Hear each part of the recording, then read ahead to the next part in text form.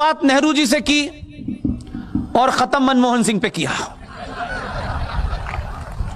अब लोग पूछते हैं ऐसा क्यों हो गया। मैंने कहा कि जब धरती पे पाप ज्यादा बढ़ जाता है, जब मजहब के नाम से आप अल्लाह का जो सुप्रीम क्रिएशन है, अखलुकुल मखलूकात, the supreme creation of Allah, human being, उसमें भी जो फरमाया गया है वो कहा गया है औरत के पैरों के नीचे जन्नत होती है। इतनी ताकत दे करके हम तो हजार सालों से कह रहे हैं, हम 1400 साल से नहीं कह रहे, हम तो हजारों सालों से कहते हैं कि जिस समाज में महिला का उत्पीड़न हो, महिला रोती हो, जिस समाज में बलात्कार बड़ा कॉमन हो, वो समाज, वो राष्ट्र कभी तरक्की नहीं कर सकता। लेकिन आपने तो किताब का जिक्र करके, किताब दिन भर अपने सर पे रख के घूमते हो। उसने कहा कि इतनी बड़ी ताकत, इतना बड़ा ओहदा दिया उस औरत को कि सिर्फ उसके पैरों के भी छू लोगे तो भी जन्नत मिल जाएगी। आपने क्या किया? आपने अल्लाह के इस्लाम को तो बंद कर दिया हरे कपड़े में, और मुल्ला का इस्लाम क्या चलाया?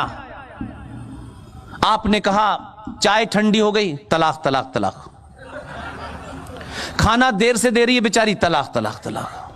जो औरत जिसका मान सम्मान, जिसकी इज्जत आपके घर में थी, आपने चंद मिनटों में सड़क पे खड़ा कर दिया उस औरत को। और उससे कोई इस देश में इस्लाम का ठेकेदार, चाहे देवबंद हो, चाहे बरेलवी हो, चाहे अहले हदीस हो, ये जो 72 दुकानें इस देश में इस्लाम के नाम पे चल रही हैं, कोई उस औरत को रेस्क्यू के लिए नहीं आया। एक गरीब औरत धक्के खाती रही 20 साल तक, मुझे तलाक चाहिए अपने शौहर से। किसी इस्लामिक स्कूल ने नहीं कहा कि ये मुसलमान औरत है, तलाक मांग रही, इसको तलाक क्यों नहीं दिया जाता ठीक से। आपका इस्लाम, आपका कुरान और आपका पाखंड और आपका शरिया और आपकी हदीस नहीं रोक पाई। आपने उसे इंसाफ नहीं दिया। मजबूर होके वो औरत हिंदुस्तान की हिंदू मेजॉरिटी हिंदू कोर्ट के सामने गई और कहा, जज साहब मुझे फैसला चाहिए। आखिर में उसका यकीन वहां गया जहां उसको लगता था यहां मुझे न्याय मिलेगा, और सारे जज हिंदू थे। उन्होंने उसका मजहब नहीं पूछा। आप भारत की नागरिक हैं, आप फैसला लेने आई हैं, आपके साथ न्याय होगा, आप किस धर्म की हैं, किस मजहब की हैं, यह नहीं पूछा, उसके हक में फैसला कर दिया। लेकिन इस देश के जिहादी मक्कार मुसलमान, बड़े बड़े सूफी, बड़े बड़े हाजी, बड़े बड़े मुफ्ती, जो लंबी लंबी जबानों से दिन भर ऐसा लगता है कुरान शरीफ उनके मुंह से निकल रहा है। दिन भर हर बात में, हर छोटी बात में अल्लाह, हर छोटी बात में कुरान, हर छोटी बात में इस्लाम, हर बात में शरिया, हर बात में हदीस। उन्हीं जिहादी मुसलमानों ने, दंगाई मुसलमानों ने, आतंकी मुसलमानों ने सुप्रीम कोर्ट के फैसले को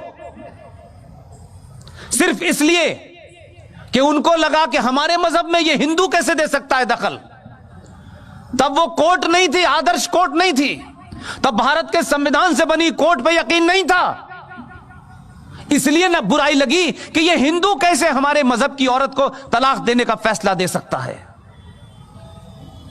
412 मेंबर ऑफ पार्लियामेंट, देश का आधुनिक प्रधानमंत्री, युवा प्रधानमंत्री, आजाद भारत में 412 मेंबर ऑफ पार्लियामेंट लेके इतनी मजबूत सरकार कभी नहीं बनी। इन जिहादी और आतंकवादियों ने उस हिंदू जो सुप्रीम कोर्ट में जज थे, उसके फैसले को भीड़ के डर से डरा दिया, और सुप्रीम कोर्ट के उस फैसले को भारत की संसद ने पलट दिया। यह थी इनविजिबल सत्ता, ये वो ताकत थी जो पिछले 70 सालों में इस देश में लोगों ने प्राप्त कर ली थी। हमारा दिल चाहेगा तो सुप्रीम कोर्ट की मानेंगे, हमारा दिल चाहेगा तो नहीं मानेंगे, हमारा दिल चाहेगा तो संसद की मानेंगे, हमारा दिल चाहेगा तो नहीं मानेंगे। यह गलतफहमी दिमाग से निकाल दीजिएगा। इसलिए मैंने कहा, जिस शाहीन बाग का जिक्र कर रहे हैं, यह शाहीन बाग अभी इस मुल्क में बहुत होने हैं, उसकी प्रैक्टिस चल रही है। इसलिए मैंने कहा, राजनीतिक लोग तो आपने बहुत देखे होंगे, बहुत देखे होंगे, स्वार्थी मक्कार नेता भी देखे होंगे। मैंने अपने स्पीच से पहले कहा, सिंह साहब भी वही बात कहते हैं, हमारा किसी से इकन्नी का भी कोई रिश्ता नहीं है, किसी सरकार से, किसी पार्टी से कुछ भी रिश्ता नहीं है। लेकिन हम ये मानते हैं कि सही के साथ खड़े होने की भी हिम्मत होनी चाहिए, और गलत कोई कर रहा हो तो उसको भी दुत्कारने की हिम्मत होनी चाहिए। अगर हम सही की तारीफ भी करेंगे तो लोग मतलब निकाल लें जिनको निकालने हैं, लेकिन सही की तारीफ होनी चाहिए, खुल के होनी चाहिए, किसी को कितना भी बुरा लगे। इस देश के स्वार्थी नेताओं ने इस देश को खोखला कर दिया।